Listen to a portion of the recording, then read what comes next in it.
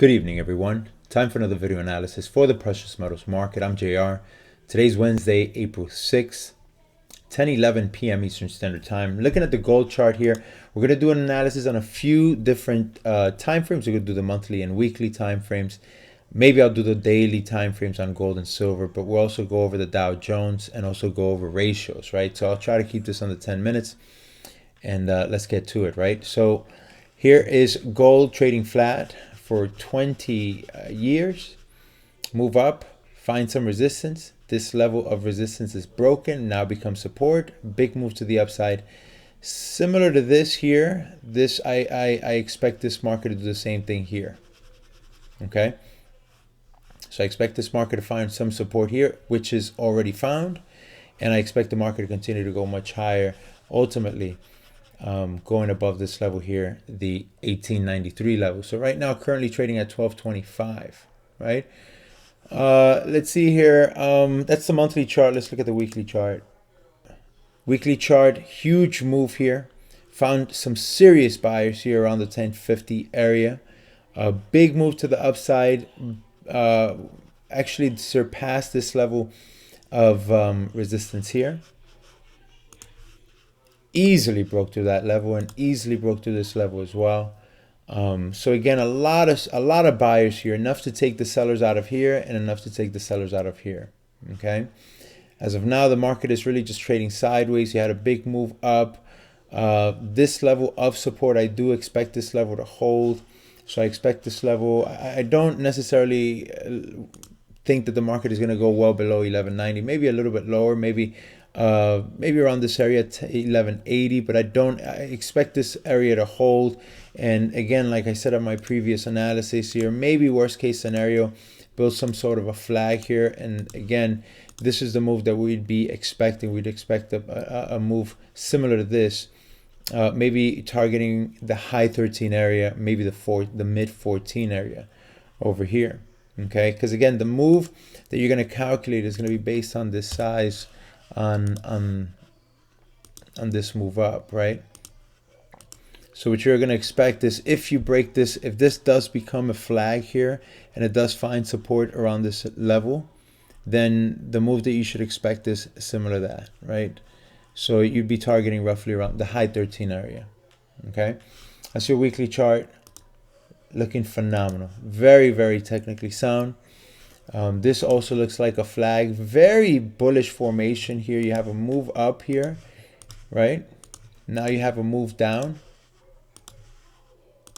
It's a very, very bullish formation. I actually shorted the market roughly around this area. I'll show you guys why in a sec.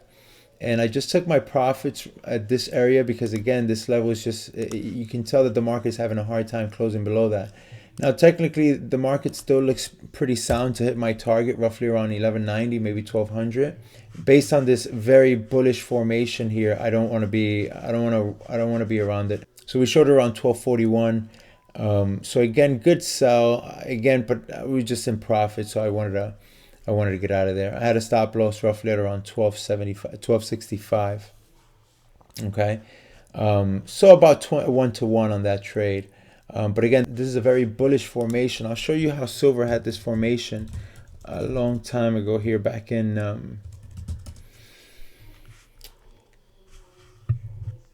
2011. Okay, you see this area here? This is what happened here. Let's look at the daily chart where we can see it a bit more clear. Here it is. So that formation is extremely, extremely bullish. You have a move to the upside, a move to the downside. So again, find some support and it takes off. And again, the move that you want to see is something similar to this. And I've already done it, right? So this is the move. So you'd expect a move like this, and this is what silver gave you, right? It gave you a move almost double that size. So simply because of this, I do expect gold.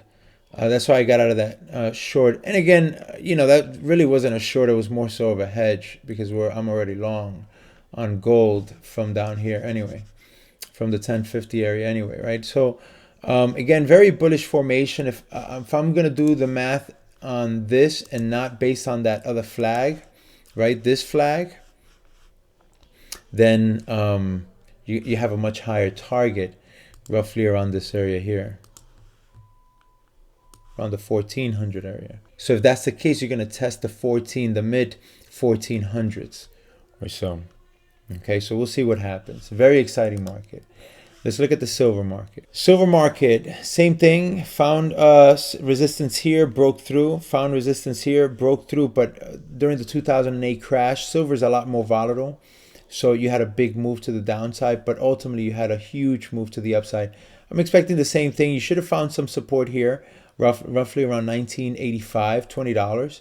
This is where you should have found support. You didn't, but again, technically speaking, this is where you should have found support also. So again, gold, silver being a little bit more volatile than gold, it doesn't always follow the technicals as well as gold. If you trade silver, you want to give yourself a much bigger room for trades, right? So your risk and reward has to be a little bit different, because silver, again, technically is not as sound as gold.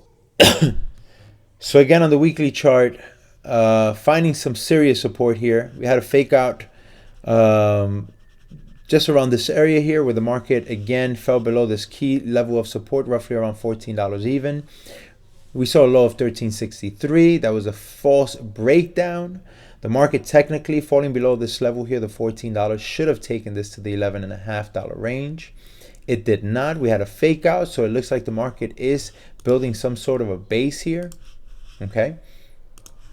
And currently have a very nice head and shoulders, and this is the formation, right? So if we go above this level here, this market is going to take off. And again, the way you calculate that is by taking the head,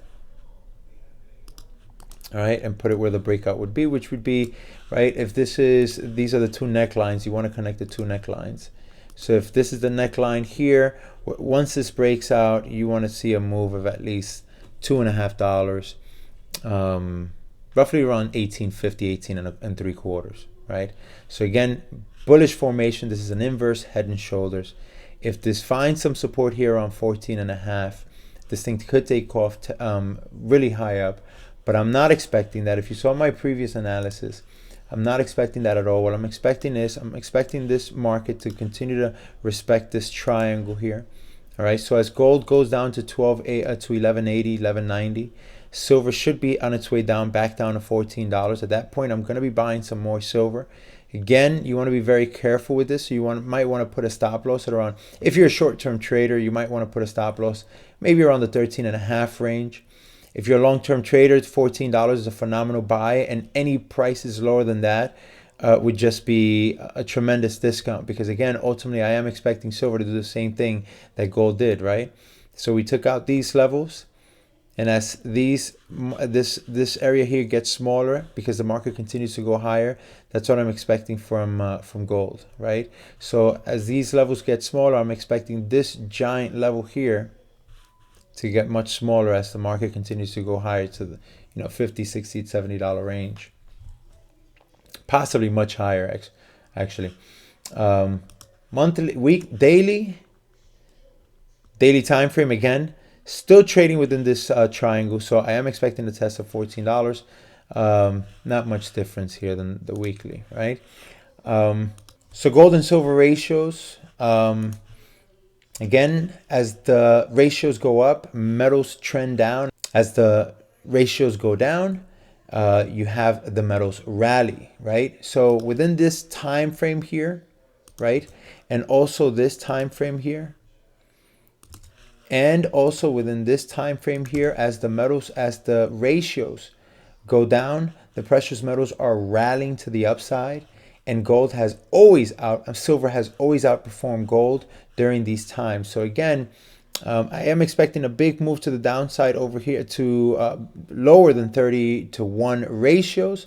And again, my target is roughly 85, 86. That's going to be my signal to buy some silver, and that we should see technically the bottom on silver or around the bottom, right? So if we see $14 and the ratios are at 85, 86, 87, that should clearly suggest the bottom, okay? Now in the short term, I actually put a trade out here. I put this this gold and silver ratio trade here, all right? This is the buying area. Target is over here. So far, we're at 81. So at around 78, I set to buy the ratios, right? To trade the ratios, you have a trade. You have a stop at 76.25. So already this trade is at par, right? So again, I'm expecting these ratios to continue to go higher as metals decline. That's another reason why I think the market is still going to decline, and that formation is going to. All right.